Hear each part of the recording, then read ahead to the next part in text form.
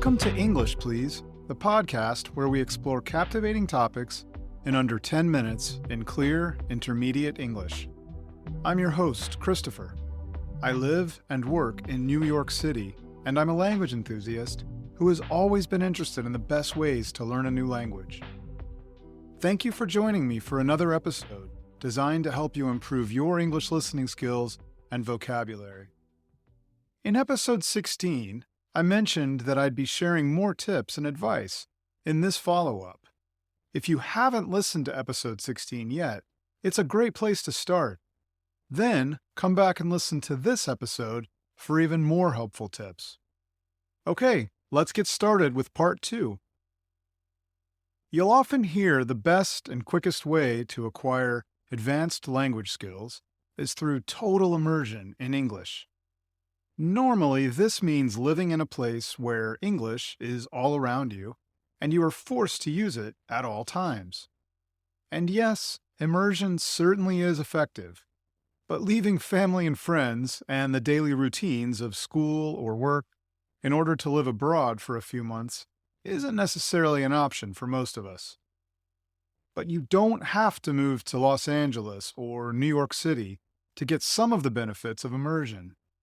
You can still fulfill your normal commitments at home, and at the same time, you can increase your exposure to English in your daily life, wherever you live. First, switch the language of your phone to English. It will function in the same way, but you will have to think and read in English in order to use it. You'll quickly acquire lots of common vocabulary words. You can also do this to your social media accounts. And, depending on how you use your computer, and if anyone else shares the computer with you, you can switch the language to English there as well. If you use your electronic devices for just 1 hour each day, and most of us use them for much longer than 1 hour per day, this simple change will expose you to English for an additional 7 hours per week.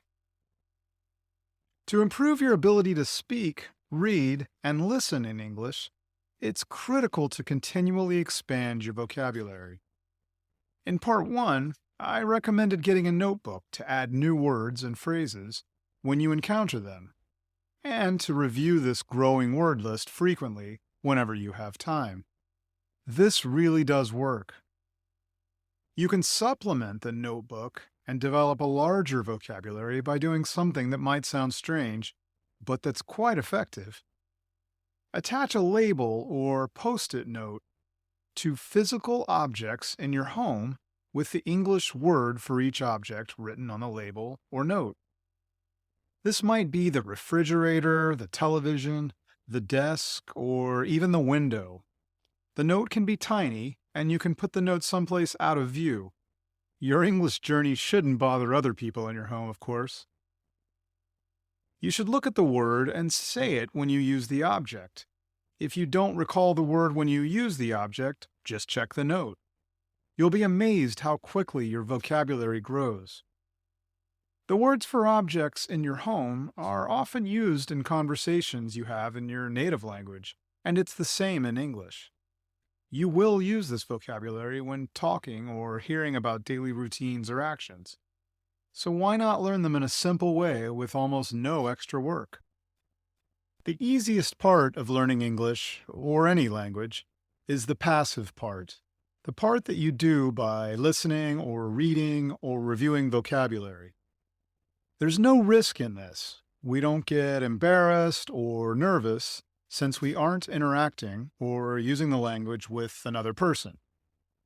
I think we all feel nervous or unsure when using a language at the intermediate level with a native speaker.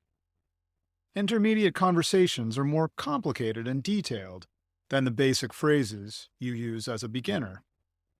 So how can you get better at speaking while still feeling comfortable and confident? The answer might sound odd, but it's easy and it's very effective. Simply talk to yourself about what you're doing. I know it sounds silly, but it works like this. If you're making dinner, for example, describe what you're doing in English. And you can do this quietly, even whispering, if you live with other people. Describe what you're doing if you're walking into the kitchen to get a glass of water, or if you're getting on the subway, or if you're turning left as you drive your car. It doesn't matter, but say whatever you're doing quietly in English as you're doing it.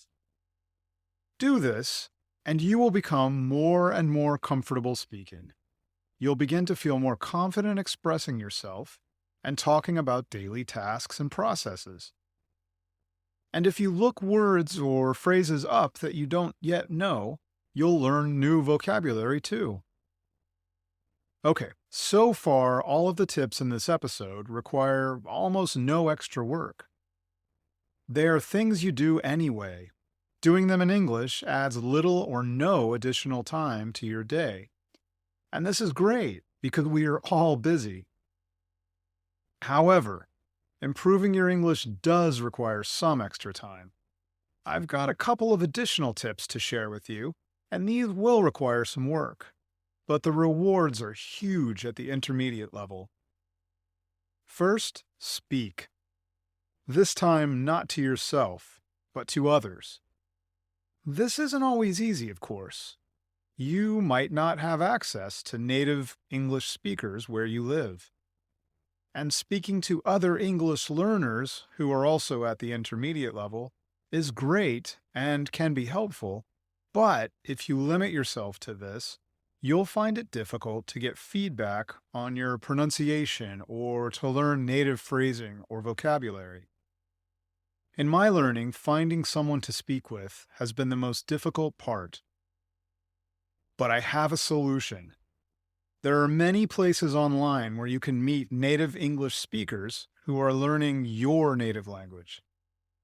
This is a perfect situation because you can speak to each other and help each other, so both of you learn together. Some sites make you pay for this, and these can be great, but I want to suggest one site that's totally free. Now, I have no connection to it, but I do use it several times per week for my own language learning, and I highly recommend it. It's called Conversation Exchange, and you can find it at conversationexchange.com, all one word. You can set up a simple profile there with your interests and your level of English, and then you can search for users who are native English speakers learning your language, ideally with similar interests. After that, it's up to you to connect with partners and arrange a time to speak, and you do this anonymously through the site. I generally use Skype or WhatsApp with the conversation partners I've met, and so far everyone has been serious and kind and helpful. In fact, I've been talking to some of my partners for over a year.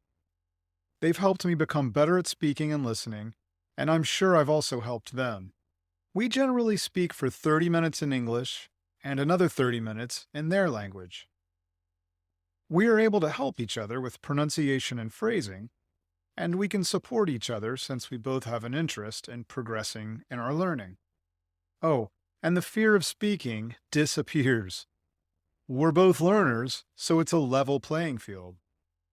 Again, my only connection to the site is that I use it, but I'm sure you'll find it as useful as I do. The next tip I have is to set realistic goals. This requires a bit of work because you have to write down the goal and follow up regularly. Break down what you want to achieve into manageable pieces. For example, set a goal to learn one new grammar component each week, along with 8 to 10 new words. Or maybe set a reading goal or a goal to listen to the news only in English. Then, continually check your progress and celebrate your achievements. You'll feel great as you meet your goals, and best of all, you'll be able to see your improvement. Just be careful to make the goals realistic.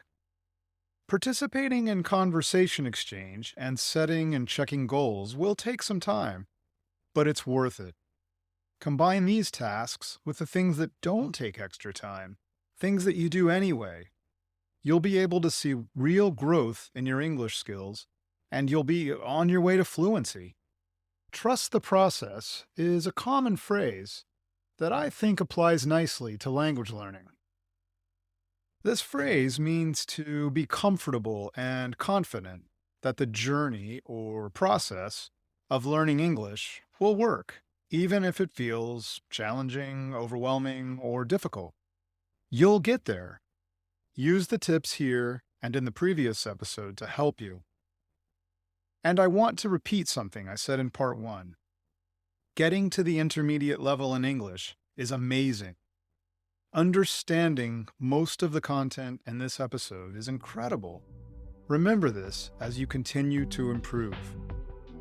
As with the first part of this episode, you can find a link to the transcript in the episode notes in case you want to see the tips in a PDF. I also recommend listening again with the transcript to help with anything that wasn't clear. Again, I'm Christopher, and I want to invite you to join me in future episodes of English Please to hear about a variety of topics, all focused on helping you with your English.